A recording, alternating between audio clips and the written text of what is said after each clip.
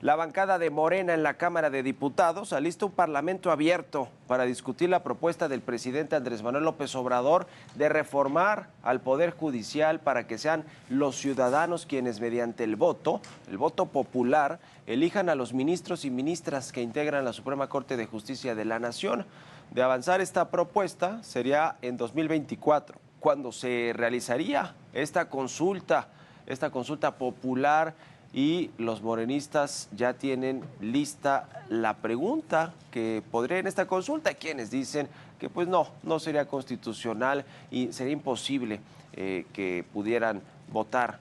por mano alzada, por voto popular a los ministros. Le vamos a entrar precisamente a esos detalles y a cómo sigue el conflicto, el enfrentamiento entre el Poder Ejecutivo y el Poder Judicial. Le tendremos todos los detalles, así que quédense con nosotros y con esto comenzamos las noticias de la mañana.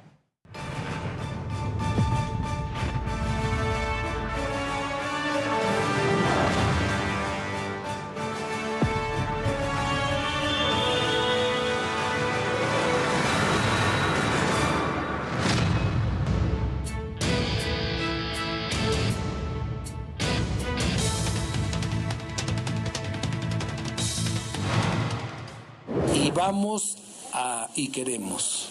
contrario a lo que se hace tradicionalmente, que sea un parlamento una vez que se haya presentado la solicitud y se turne a la comisión dictaminadora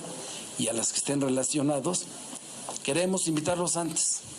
Vamos a hacer una formal invitación para que vengamos aquí a debatir. No vamos a debatir para modificar el régimen republicano de nuestro país, que nadie quiere eso. Queremos fortalecer el régimen republicano, de división de poderes, el ejecutivo, el legislativo y el judicial, y que revisemos puntualmente si el procedimiento que establece el 96 constitucional merecen los mexicanos, como decía Zarco, y lo decía desde aquel entonces, el derecho que está establecido y que es irrenunciable, que dimana del pueblo, de participar en asuntos de trascendencia nacional.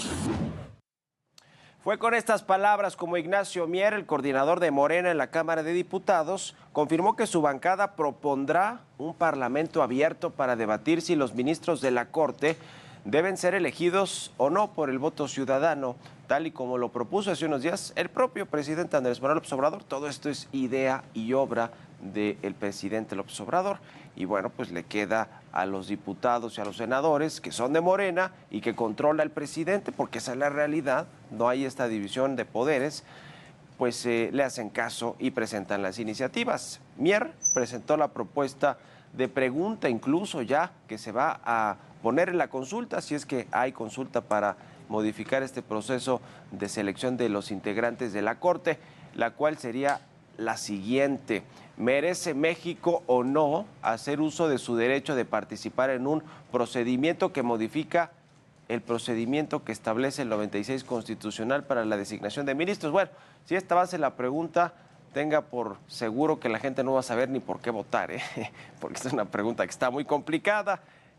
Veremos. Mire, yo creo que todos son, y le voy a platicar eso en mi editorial, pero juegos pirotécnicos únicamente para atacar al Poder Judicial. Por lo pronto, el coordinador parlamentario de Morena aprovechó su conferencia de prensa para invitar a quienes se han pronunciado en contra de la propuesta de reforma al Poder Judicial, entre pues los que destacan ni más ni menos que Diego Valadez, ex procurador de la República, José Ramón Cosío, ministro en retiro, y el ex candidato a la presidencia de la República, Roberto Madrazo, quienes han, pues más que criticado a la ligera, presentado con detalle por qué sería inviable, imposible que se hiciera una consulta para elegir a los ministros y ministras, porque es inconstitucional, para empezar. Tras estas declaraciones de Ignacio Mier, las reacciones de Diego Valadez y de Roberto Madrazo nos hicieron esperar. Aseguraron ambos que la vida electoral del país no se puede someter a una consulta popular, pues es anticonstitucional, además de que pone en riesgo la democracia de México, pues las consultas apelan más a las emociones y no a las razones. Lo siguiente en este proceso será analizar las disposiciones de la Constitución que se podrían modificar si es que son aprobadas. En agosto de 2024 se realizaría esta ansiada consulta por Morena y por el presidente López Obrador, donde se definiría si se modifica o no el proceso de selección de los ministros, y le decía ya en septiembre que habrá pues una nueva conformación del Congreso Federal y de los congresos locales, algunos que también van a cambiar o van a definirse en el 24 junto con las elecciones presidenciales y las de 9 estados de la República.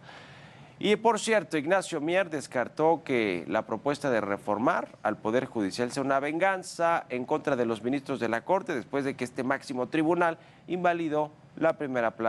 parte del Plan B de reforma electoral del presidente López Obrador. Va a invalidar seguramente la segunda parte y también invalidó que se le diera a la Secretaría de la Defensa Nacional, al Ejército, el mando de la Guardia Nacional. Esto es lo que comentó Ignacio Mier. No es venganza, al contrario. Yo diría que quedarse silenciado en un país democrático que debemos de revisarnos permanentemente nuestras prácticas. Después de lo que hicieron, yo me sentiría mal, no me iría a dormir con la conciencia tranquila como legislador y como coordinador de la mayoría y como representante, presidente de este poder, que otro poder, sin irse al fondo, violente los procedimientos que le competen exclusivamente. Sin embargo, el coordinador de Morena en la Cámara de Diputados olvidó que al inicio de la conferencia reconoció que esta propuesta surgió tras las resoluciones emitidas por los ministros de la Corte, es decir, sí fue una venganza. Vamos a escuchar al mismo Ignacio Mier. Relacionado con la Suprema Corte de Justicia de la Nación y especialmente con los ministros de la Corte y los resolutivos que han estado emitiendo en los últimos días o en las últimas sentencias. Y especialmente con los ministros de la Corte y los resolutivos que han estado emitiendo en los últimos días o en las últimas sentencias. Y bueno, a todo esto, ¿cómo es el actual proceso para la elección de los ministros de la Corte y qué es lo que se modificaría en caso de que esta propuesta fuera aprobada? Aquí le presento los detalles. La Suprema Corte de Justicia de la Nación está integrada por 11 miembros y de acuerdo con la Constitución Política de los Estados Unidos Mexicanos, los ministros deben ser propuestos por el presidente de la República mediante ternas, las cuales serán analizadas y votadas por el Senado de la República para su designación.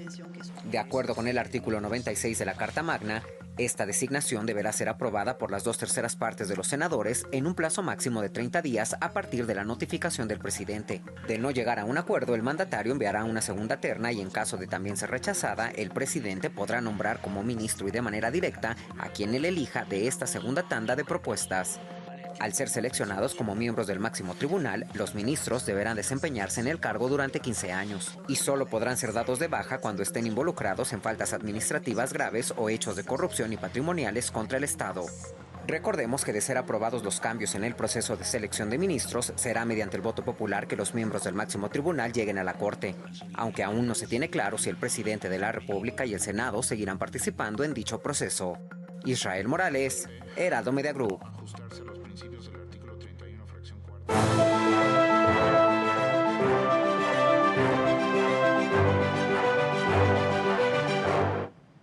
Bueno, quieren reformar a todo el Poder Judicial, empezando por la Suprema Corte de Justicia de la Nación. Ya ve que el presidente López Obrador, en lo que va de esta semana, pues ha evidenciado los lujos, los privilegios a los que tienen acceso todos los ministros y las ministras de la Corte y pues muchos magistrados o jueces. El Poder Judicial, para evitar que se corrompa, aunque sí hay corrupción, sin duda alguna, y hay malos jueces, malos magistrados, y quizá ha habido también, o hay, malos ministros o ministras.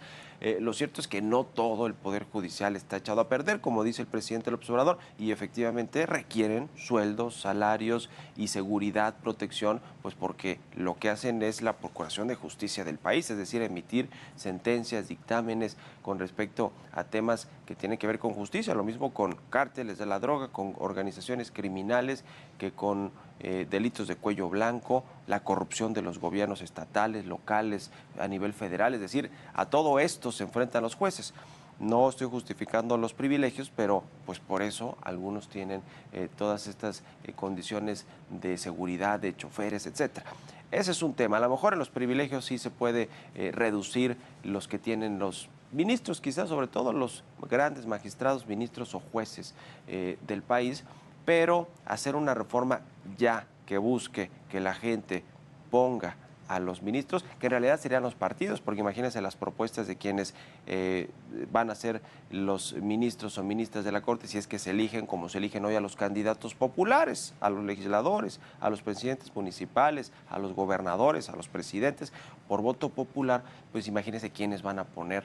a las propuestas de los ministros. Van a ser los partidos políticos y entonces ya no solo van a controlar el poder legislativo, la presidencia de la República, el Ejecutivo, sino también el Poder Judicial, es decir, todas las sentencias, lo mismo por fraudes electorales, por corrupción, por nepotismo, por todas estas lacras de la política que llama el presidente López Obrador, pues imagínense, se las van a perdonar porque fueron los propios partidos los que promovieron que estuvieran en las boletas para elegir, para que el pueblo, para que la sociedad elija a los representantes del Poder Judicial. Es decir, es algo que no sucede, mire, ni en Venezuela, ni en Nicaragua, que son dictaduras auténticas, hechas y derechas, ni allí decide el pueblo a los ministros que tiene. ¿Por qué? Pues porque todo lo que ya le dije. Es decir, este asunto seguramente no va a pasar, es anticonstitucional, como dicen los expertos, y como Morena, es muy probable que no obtengan la mayoría calificada en el 24, porque no la obtuvo en el 18, cuando llegó el presidente López Obrador como el presidente más votado de la historia, con más de 30 millones de votos, ni así logró Morena y sus partidos aliados obtener la mayoría calificada. Entonces, ¿cómo por qué la pudiera obtener en el 2024? Sería una tarea titánica de operación electoral que hoy mismo no se ve, ni siquiera con la popularidad que sigue teniendo Andrés Manuel López Obrador. Entonces, si no hay mayoría calificada, imposible que se pueda hacer una reforma constitucional a la Suprema Corte de Justicia y que se pueda elegir a los ministros y a las ministras por voto popular. Es decir, como es tan improbable ese escenario,